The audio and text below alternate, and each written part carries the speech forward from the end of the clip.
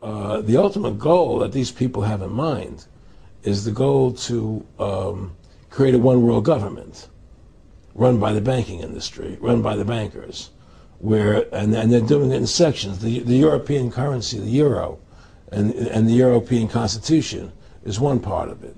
Now they're trying to do it in America with the North American Union, right? And they want to create a new currency called the Amero, right?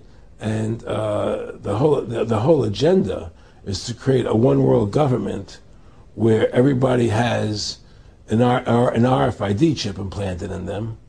All money is to be in those chips, right? There'll be no more cash. And this is given me straight from Rockefeller himself. This is what they want to accomplish. And all money will be in your chips. And so instead of having cash, anytime you have money in your chip, they can take out whatever they want to take out whenever they want to. If they say you owe us this much money in taxes, they just deduct it out of your chip digitally. Total control. Total control. And if you're like me or you, and you're protesting what they're doing, they can just turn off your chip. And you have nothing. You can't buy food. You can't do anything. It's total control of the people. And that chip's connected to a database that has your purchasing records, what you do, what everything, you sell. Everything is in there, you know?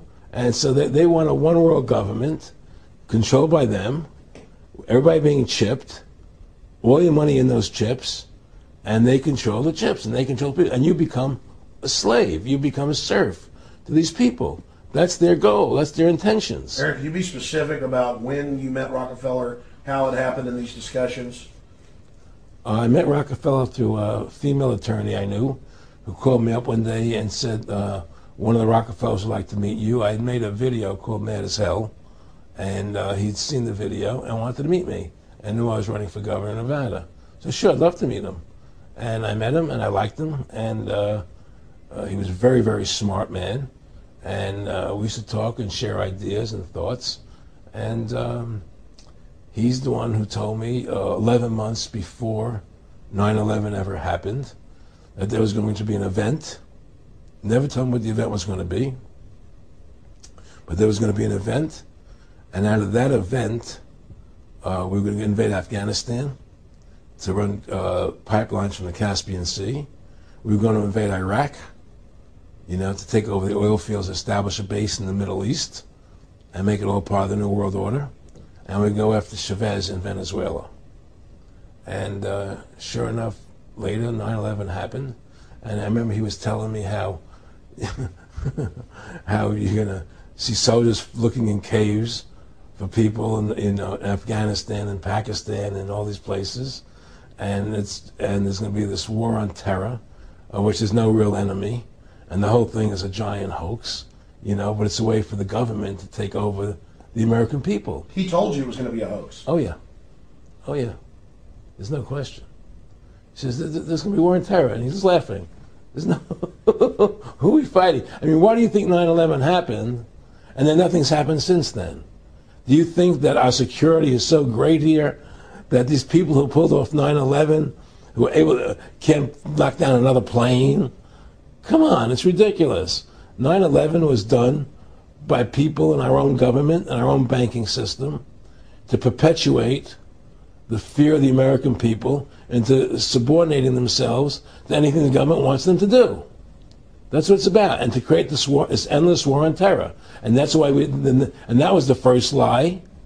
And the next lie was going into Iraq, you know, to get Saddam Hussein out with his weapons of mass destruction.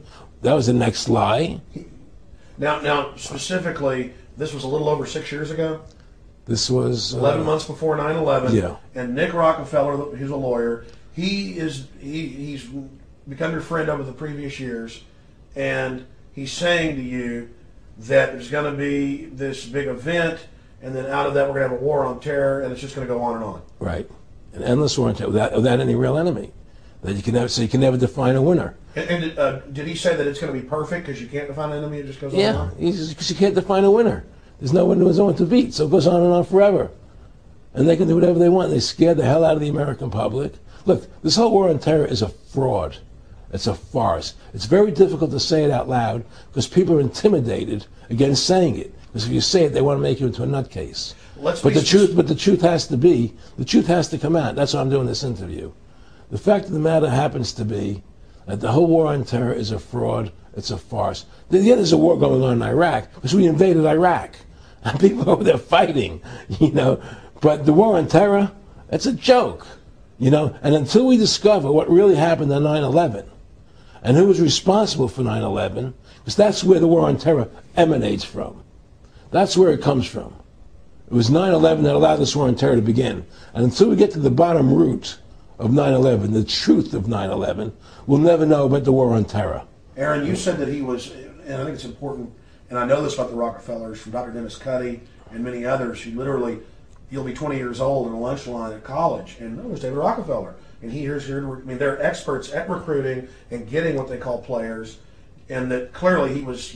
I mean, I want to make it specific and just get you to reiterate what you said last night about you got 30% of the vote. You were having an effect. You made mad as hell. They knew that you'd started the Constitution Party. Yeah. They knew that you were somebody who was taking action and getting things done. You'd already made some big films, had a lot of other successes. Right. So they were trying to recruit you, and didn't it come down to the point of, hey, we are here to recruit you, and don't worry, your chip's going to say, don't mess with us. You know, this guy's don't touch. Yeah, yes, that did happen. I was definitely being recruited, but it's more subtle than that. Well, in your words, just go through the process, and then what he said. Well, what it is remember, we were friends, and we used to go to my house a lot. We'd have dinner, we'd talk, and he'd tell me about business investments, how you get involved in, you know, or they would help me with this business investment or that business investment.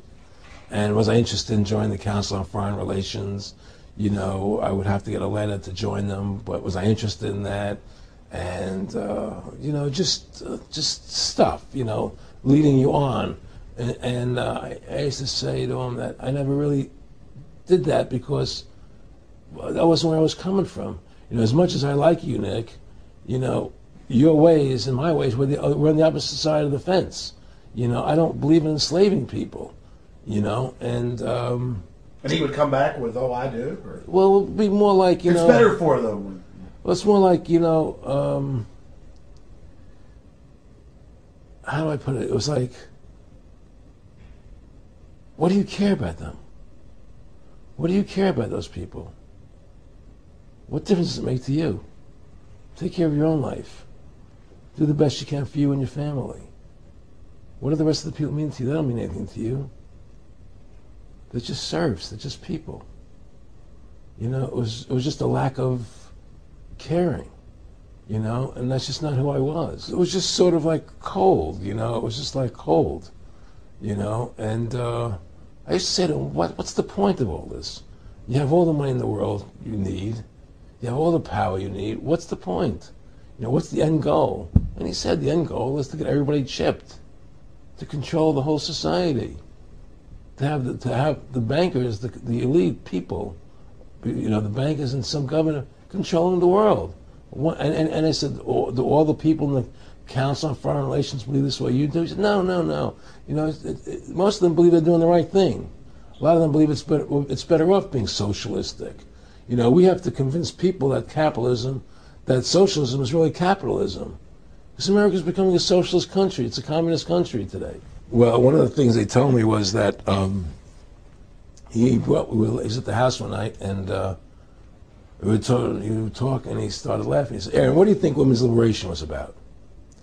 And I said, I had pretty conventional thinking about it at that point. I said, I think it's about women having the right to work, getting equal pay with men, just like they won the right to vote, you know? And he started to laugh. He said, you're an idiot. And I said, why am I an idiot?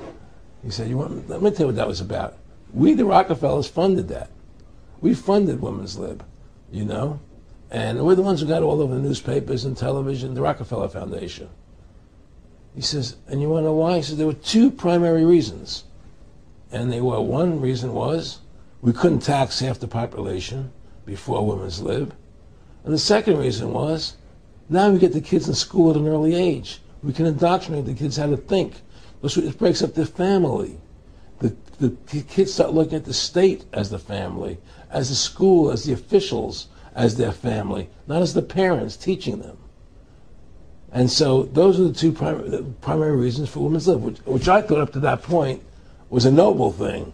You know, when I saw their intentions behind it, where they were coming from when they created it, the thought of it, I saw the evil behind what I thought was a noble adventure.